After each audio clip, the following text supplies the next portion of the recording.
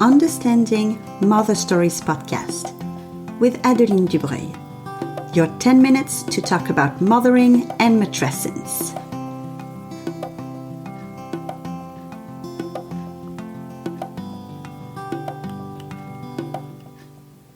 Hello Mama and happy Mother's Day. This is finally our weekend, the weekend where finally everybody is going to tell us how amazing we are and how much we do and how incredible we are, because it does sometimes feel like people don't really think it. They put a lot on our shoulders and we feel under a burden to a certain extent. I think it's the case for a lot of women, but it's definitely very, very obvious in motherhood.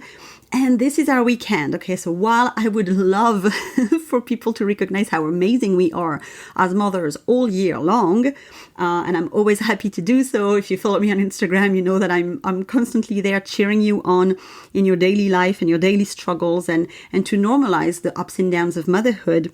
But this is our weekend, so I hope you get to tell your children, your partner, or whoever's around you to celebrate with you. I hope you can tell them what you want for that wonderful weekend, because you deserve it. And if we don't express what we want, we might actually sometimes not get it, and it can leave us a little frustrated or a little unappreciated.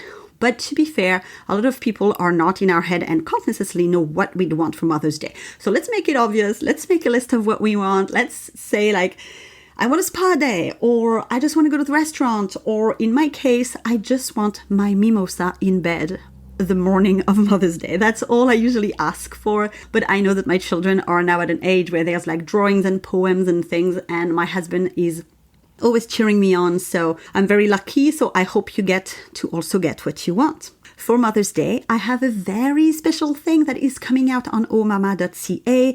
And before I get into exactly what it is, well, I'm going to be talking about something to meditate on.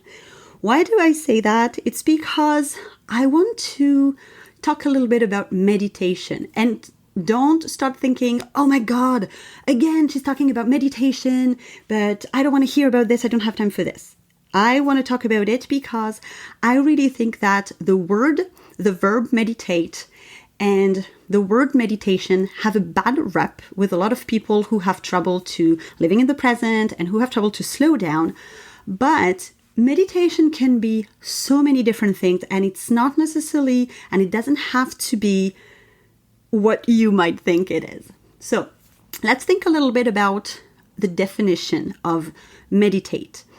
Meditate can be, indeed, the ability to be in a quiet space, focus on something very specific for a certain amount of time. It can be in silence. When it goes with some spiritual thing, it can have some chanting. But meditating can also be thinking about one very specific thing, focusing on something, considering something. So meditate is not just about the spiritual kind of Buddhist side of it. Though, if you do that kind of meditation, and I have been doing it and I love it, then it's great. But if you don't feel like you can do that kind of meditation, it's totally okay. It does not mean that you can't use versions of meditations that would fit a little bit more your life, your personality, and your reality as a mother. I know that in the past when I've talked about meditation, many mothers would tell me things like, I don't have time for this, or I cannot stop my thoughts and in silence, and just like, I have too many things going on in my head. And that is a very common saying, but I want to let you know, and actually many people who know more about meditation and meditation experts and monks would tell you it is not about avoiding thoughts and quiet your mind all the time. It's just taking the time to focus on something at some point, quiet the mind, but quieting the mind doesn't mean the thoughts, the worries, the ideas stop. They don't. And that's the key here, is that it doesn't stop. And that's a myth that needs to be debunked, because I think that one of the reasons I had not started meditating earlier than when I did, and I mean, I did start a long time ago, but I didn't do it in my early 20s or anything, and I knew about it. But I think I was scared because I really thought all these lies that people say about meditation. Meditation doesn't have to be one thing. We are not monks. I'm going to tell you a story about that. We are very lucky that my husband being Buddhist, we do live close by to a Buddhist center. So that's where he goes for meditation and things like that. And a few months back, I was honored to have quite a nice conversation with kind of a high monk. And he was very nice. And, you know, they're so like non-judgmental and it feels so good. And we were talking about the different kinds of meditation that they use in Buddhism. Okay, so the kind of meditation that sometimes scare people off because it's a little bit quieter. It's about kind of managing your thoughts, and sometimes it's scary, but we'll talk about a different way after. But for this one, we were talking about that, the different kind of meditations. There's loving kindness, they are focusing on breathing, and there's many other kinds that they use. And we were talking about the focusing on breathing, which is a very common, easy one to actually start with. But you don't have to do it for a half hour. That's the whole thing. I think people really think that you have to do that for a really long time. But you don't have to.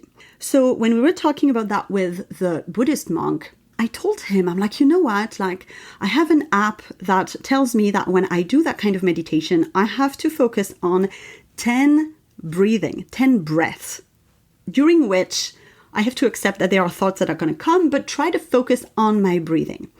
I was like, it's really hard for me to make it to 10 breaths without having thoughts coming in and out. I'm like, I can't make it past 4 or 5. I'm like, and that's after 10 years of meditating. Like at first it was even shorter than that. I would count a couple of breaths and then my ideas and my thoughts and my worries were back in. And he looked at me and he was surprised that I was saying this, and not necessarily for the reason you think.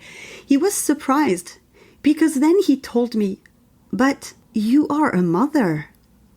Of course you have thoughts and ideas all the time. You have so many responsibilities, it makes sense.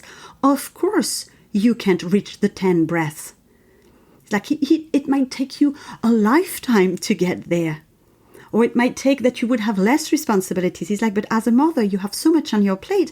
What you're doing is already quite amazing. He's like, that's our job as monks, to do those very long, amazing meditation that people talk about. And I felt so seen. I felt heard by someone who has such a different life from mine, because he's a Buddhist monk. He doesn't have a family. He doesn't have my responsibilities. He has his own things. His life is focused on mastering this kind of meditation, the meditation that we need as human beings who have a very busy life is not necessarily that one. You can use some tricks from it, but what we need is something that is more tailored for us. And I've been meditating for over 10 years, and I've tried different apps and different ways, things that were called meditations, things that were called other things. And as much as I have used many of them, and I still feel a lot of solace and amazing parts in those applications, and I still use some of them, when it came to motherhood and answer my mom worries or my mom thoughts, I never really find anything that was amazing. Like there were certain things that were not too bad. You know, it was reassuring, it was nice, but there was just a couple of them. Then I tried another one, and then the motherhood meditations were actually more like lecturing, and I didn't feel seen at all, and I didn't feel good about that.